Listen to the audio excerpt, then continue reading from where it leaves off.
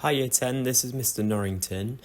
Some of you may know me, I work in the sixth form mostly, but I'm here to talk to you about the Bronze Duke of Edinburgh Award and hopefully get lots of you to sign up to it.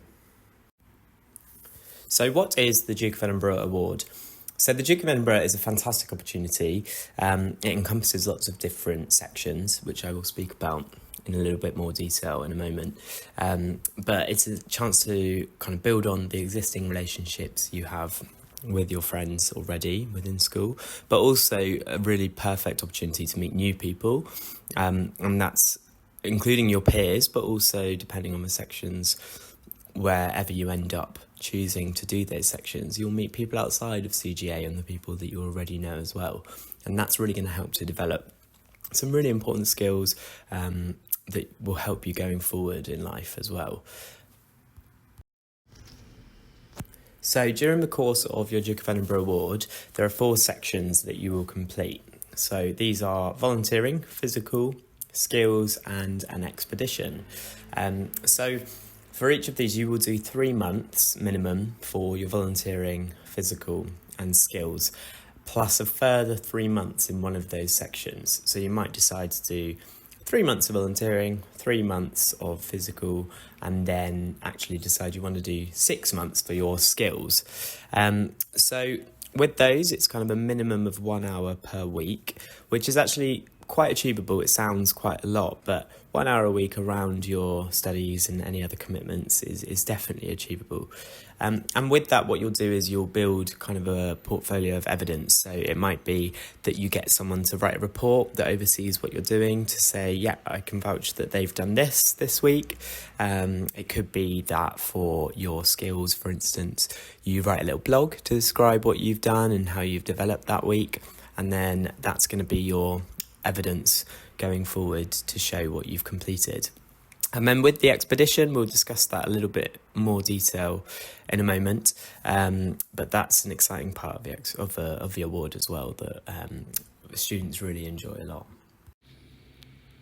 So the volunteering section is a really exciting chance to do something that you're passionate about and to make a real difference. So it's a very fulfilling part of the award. And not only is it helping to give back to society and improve things for other people, but lots of young people that do the Duke of Edinburgh find that this is part of the award that really helps to develop their confidence. In the past, students have done lots of different things with their volunteering section. So it might be that you choose to help in school. So you might help Miss Shord in the library, for instance. Students have helped out with clubs before, often with kind of a younger years. Some students have done the park run, so volunteered for the park run locally. There's the E5 Baby Bank as well, which is a really good opportunity. You might decide to volunteer somewhere else completely, but these are just some examples, and it's really important to choose something that is going to be important to you and be rewarding for you.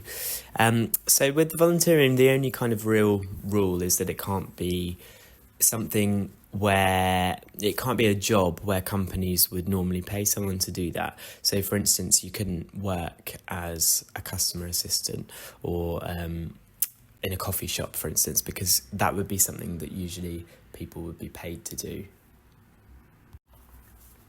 So the physical section involves regular physical activity, again, kind of a minimum of 1 hour a week.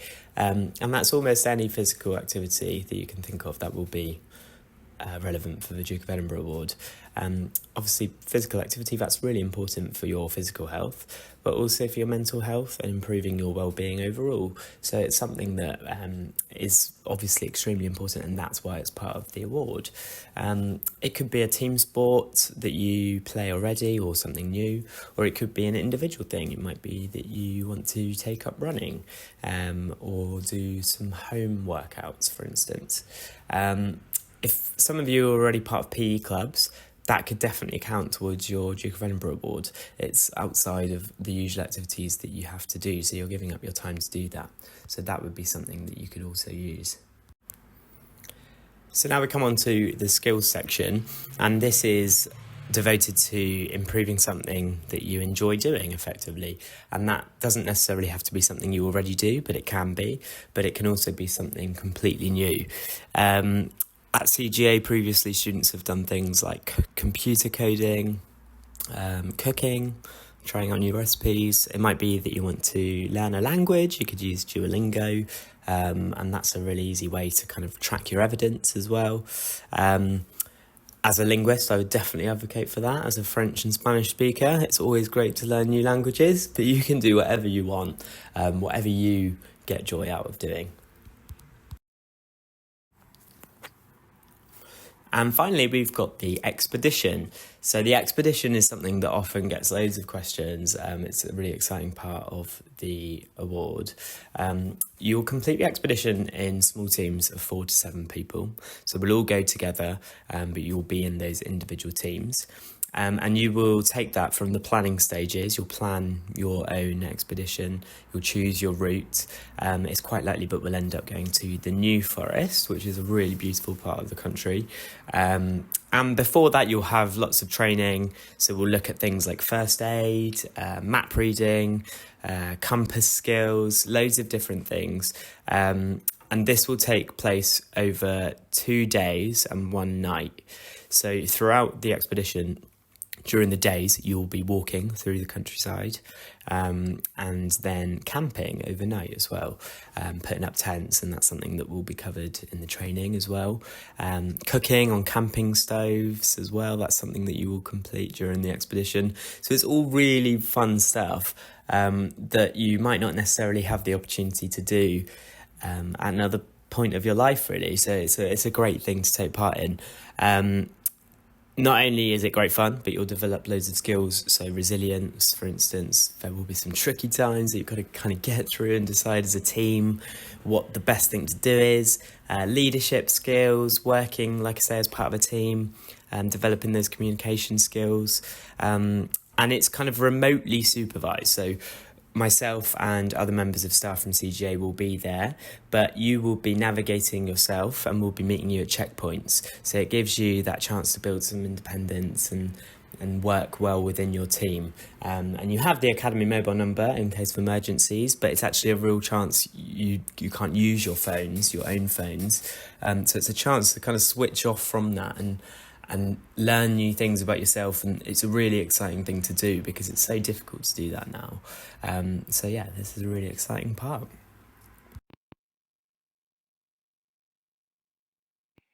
For me, when I'm employing somebody, it isn't just a list of can they do this job. I'm looking for the full rounded picture. Do they fit into this type of role? Will they fit into the team? Will they be able to really embrace this job? Will they enjoy it? Will they enjoy it enough to stay with me long enough to really make a difference? When I see the Duke of Edinburgh Awards on that CV, that tells me an awful lot. It wraps all of that into one statement. I have achieved the Duke of Edinburgh Award. That tells me so much about a person. And it tells me they even applied for it. They were thinking about how they can grow themselves, how they can learn. They put themselves through a really tough, it's hard. It's not an easy thing to do. They've started it. They have finished it. Within their Duke of Edinburgh Awards, they'd have had challenges along the way. It didn't stop them. They didn't give up. So I've learned, just because they've got that award, I've learned a lot about the way they will work with me. And that's really important.